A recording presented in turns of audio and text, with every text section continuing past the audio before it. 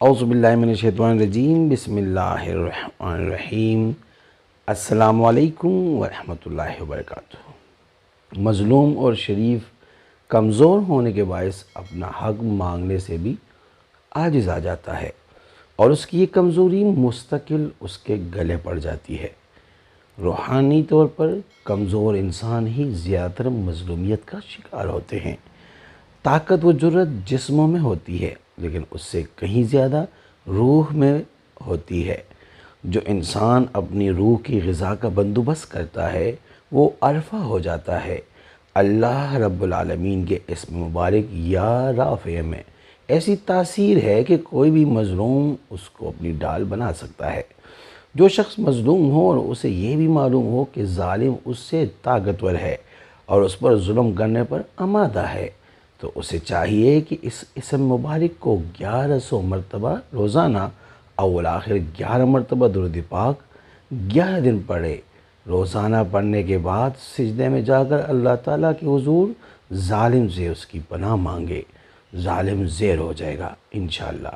اگر کسی ملازم کے عہدے کی ترقی رک چکی ہو اور کسی بھی وجہ سے اس کے افسران بالا رکاوٹ ڈال رہے ہو، تو ملازم کو چاہیے کہ پیر کے دن بعد از نماز مغرب 707 مرتبہ اس اسم مبارک کو پڑھے اور یہ عمل 11 دن جاری رکھے۔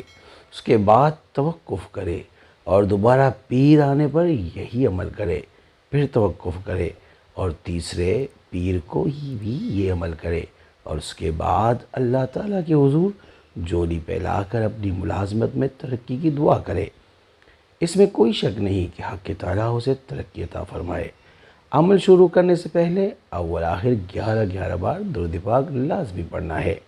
یہ عمل آپ نے صرف 2 دن کے لیے کرنا ہے۔ اس عمل کی برکت سے آپ کا مقصد انشاءاللہ پورا ہو جائے گا۔ قرآن مجید کی تمام آیتیں ہر مسلمان کو فائدہ پہنچاتی ہے۔ قرآن پاک کو پڑھنا اور سننے کے بھی بہت زیادہ فوائد ہے۔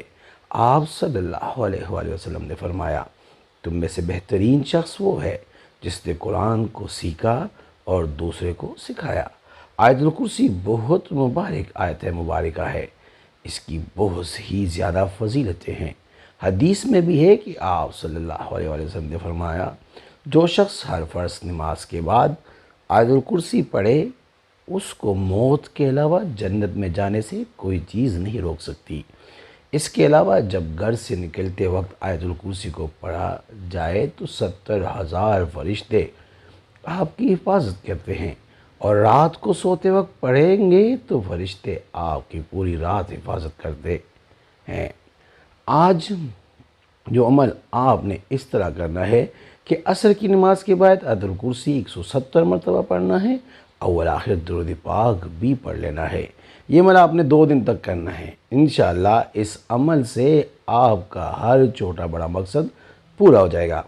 اس کے علاوہ یا ودودو یا جبارو کو ٹوٹے دلوں کو ملانے کے لیے بھی ورد کیا جاتا ہے۔ اس کے عمل کا طریقہ کار یہ ہے کہ کسی بھی نماز کے بعد محبوب مطلوب کا تصور کر کے ان دونوں اسماء مبارکہ کو 33 بار پڑھ لے، اول آخر درود پاک لازمی پڑھے اور پھر اللہ سے ان کو ملانے کی دعا کرے۔ اللہ ہم سب کا حامی و ناصر ہو، آمین۔ ان تمام وظائف جو اوپر دیے گئے ہیں کی اجازت عام ہے۔ انشاءاللہ آپ کے تمام مسائل کا حل ہوگا۔ امید کرتا ہوں آج کی ویڈیو آپ کو پسند آئی ہوگی۔ اگر پسند آئی ہے تو برائے مہربانی اس کو لائک کرے، شیئر کرے تاکہ دوسرے بھی اس سے فائدہ اٹھا سکے، اور ہمارے چینل کو بھی لازمی سبسکرائب کرے اور بیل آئیکن کو کلک کرے تاکہ ہماری ہر نئی آنے والی ویڈیو کا نوٹیفیکیشن آپ کو بر وقت مل سکے۔ جزاک اللہ۔